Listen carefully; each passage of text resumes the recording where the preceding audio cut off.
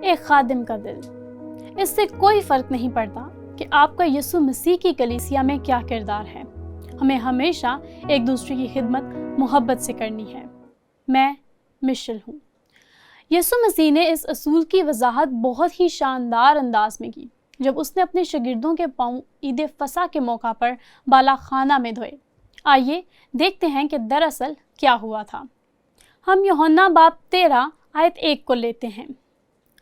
فصح سے پہلے جب یسوع نے جان لیا کہ میرا وہ وقت آ پہنچا کہ دنیا سے رخصت ہو کر باپ کے پاس جاؤں، تو اپنے ان لوگوں سے جو دنیا میں تھے جیسی محبت رکھتا تھا آخر تک محبت رکھتا رہا۔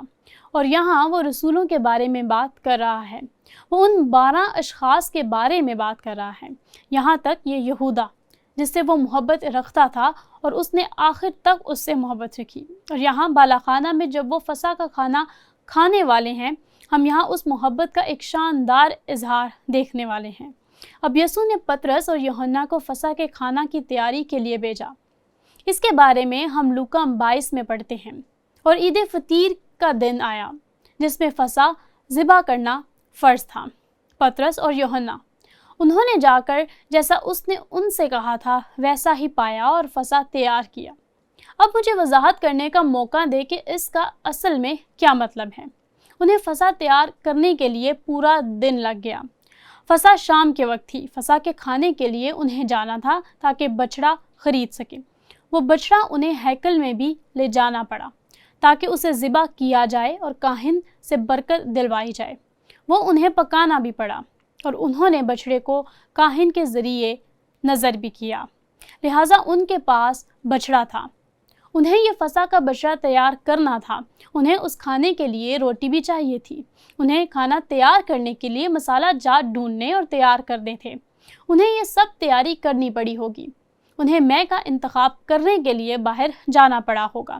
غالباً 4 قسم کی مے تھی جو اس وقت فصح پر استعمال ہوتی تھی۔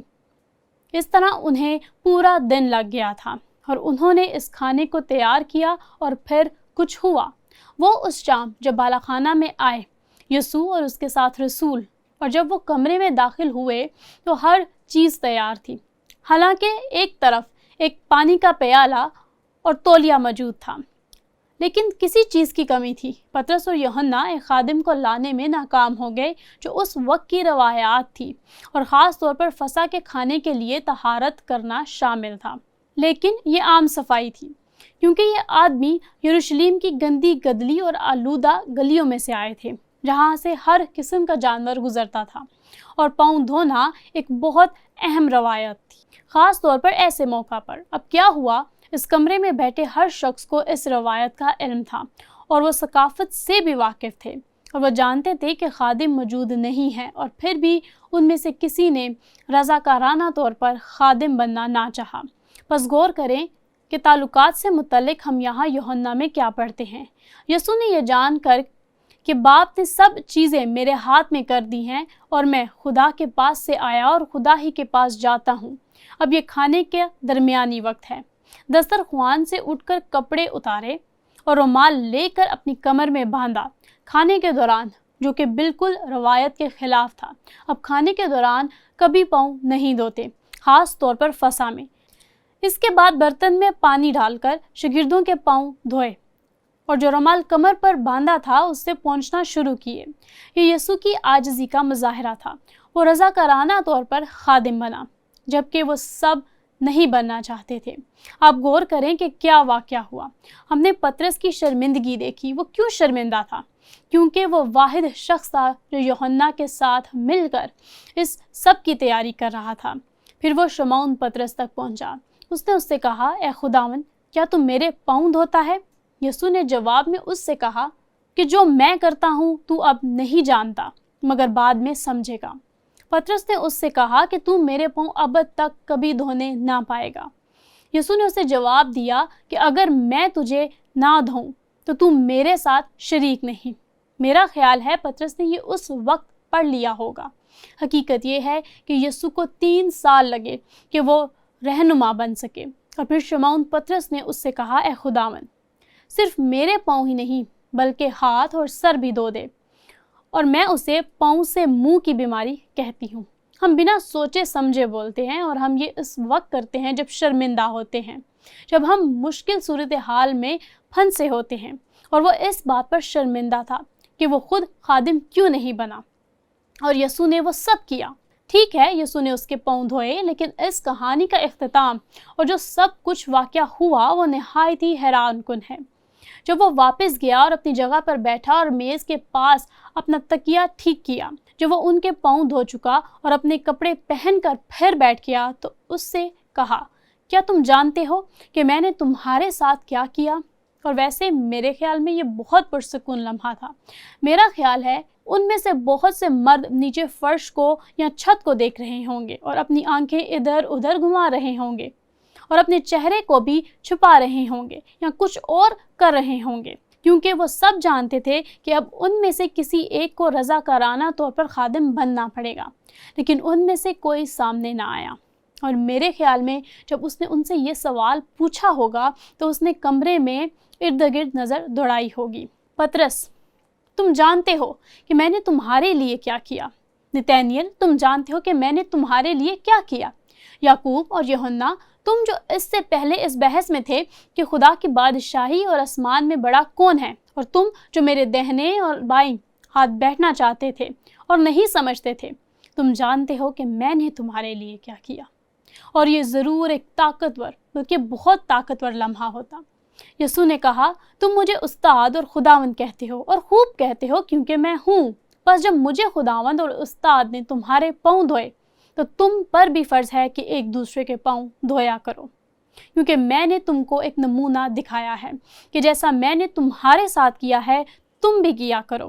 اور یہ حلیمی کا ایک بہت بڑا سبق ہے، کیونکہ یسوع ان مردوں کو ایسے رہنما بنانے جا رہا تھا جو خادم ہوں، اور اپنے تجربے کے اس لمحے میں وہ کچھ سمجھ نہیں پا رہے ہیں۔ بس ہم سب کے لیے بھی یہاں ایک سبق ہے۔ پالوس گلاطیوں 13:5 میں جب یہ کہتا ہے، اے بھائیو، تم آزادی کے لیے بلائے تو گئے ہو، اس کے فضل کے وسیلہ سے مسیح میں آزاد، مگر ایسا نہ ہو کہ وہ آزادی جسمانی باتوں کا موقع بنے، بلکہ محبت کی راہ سے ایک دوسرے کی خدمت کرو۔ بدن کا کیا کام ہے؟ بدن دوسروں کی خدمت کی بجائے صرف اپنے آپ پر توجہ مرکوز رکھتا ہے۔ اور پھر پالوس کہتا ہے، کیونکہ ساری شریعت پر ایک ہی بات سے پورا عمل ہو جاتا ہے، یعنی اس سے کہ تو اپنے پڑوسی سے اپنی مانند محبت رکھ۔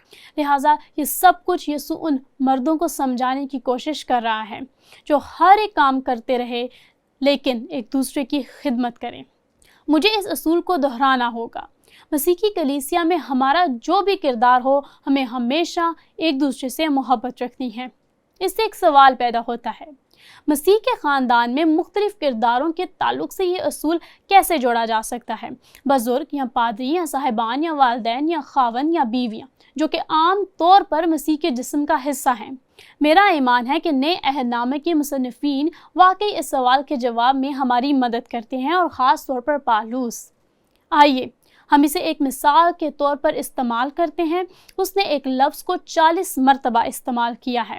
یہ ایک یونانی لفظ ایلیلون ہے، جس کا ترجمہ ہے ایک دوسرے کے لیے، اور جب وہ اس لفظ کا استعمال کرتا ہے وہ اس سے ہدایت کے طور پر کثرت سے استعمال کرتا ہے کہ ہم ایک دوسرے کے ساتھ کیا کچھ کر سکتے ہیں۔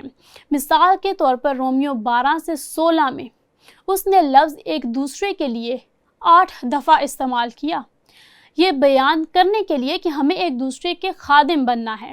یہاں میں ان 3 اصولوں یا 3 بیانات کی وضاحت کرنا چاہتی ہوں۔ رومیو 12 میں پالوس کہتا ہے، ہم ایک دوسرے کا حصہ ہیں، جس طرح ہمارے ایک بدن میں بہت سے اعضاء ہوتے ہیں اور تمام اعضاء کا کام یکساں نہیں۔ یہاں وہ انسانی جسم کے بارے میں بات کر رہا ہے جس میں بہت سے اعضاء ہیں، جیسا کہ ہاتھ، بازو، آنکھیں، کان وغیرہ، لیکن پھر وہ اس کو بطور استعارہ استعمال پر کرتا ہے۔ اسی طرح ہم بھی جو بہت سے ہیں مسیح میں شامل ہو کر ایک بدن ہیں اور آپس میں ایک دوسرے کے اعضاء ہیں۔ اب اس کا مطلب ہے کہ مسیح کے جسم کا کوئی حصہ دوسرے سے یہ نہیں کہہ سکتا کہ مجھے تمہاری ضرورت نہیں ہے۔ ہم سب کو ایک دوسرے کی ضرورت ہے، اور یہ ایک زبردست سچائی ہے۔ اور اگر ہم مسیح کے بدن کے حصہ سے کہیں مجھے تمہاری ضرورت نہیں، تو ہم ایک دوسرے کی خدمت نہیں کر رہے۔ ہم اپنی ذات کی خدمت کر رہے ہیں۔ یہاں پالوس رومیو 12 اس کی 10 آیت میں تھوڑا اور بیان کرتا ہے۔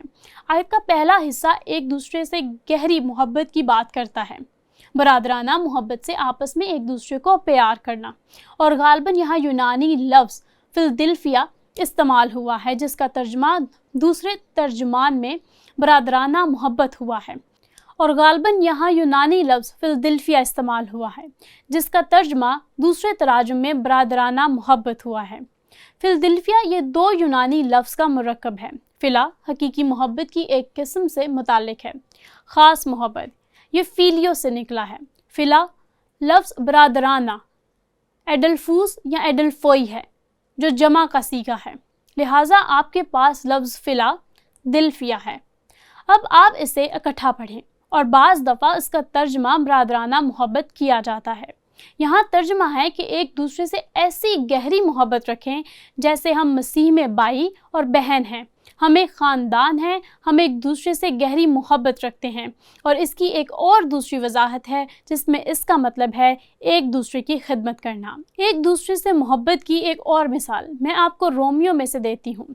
جیسا میں نے کہا، یہ وہاں رومیو 12 سے 16 میں 8 مرتبہ آیا ہے، لیکن یہ اسی آیت میں ہے۔ عزت دکھانے میں ایک دوسرے پر سبقت لے جائیں۔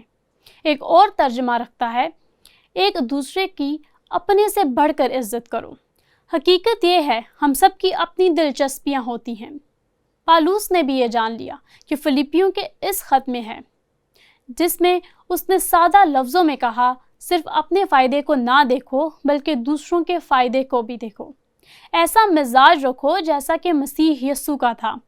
یہاں توازن ہے، لیکن حقیقت میں معاملہ یہ ہے کہ خدا ایک چیز چاہتا ہے کہ ہم عزت کرنے میں ایک دوسرے پر سبقت لے جائیں یا ایک دوسرے کی اپنے سے بڑھ کر عزت کریں۔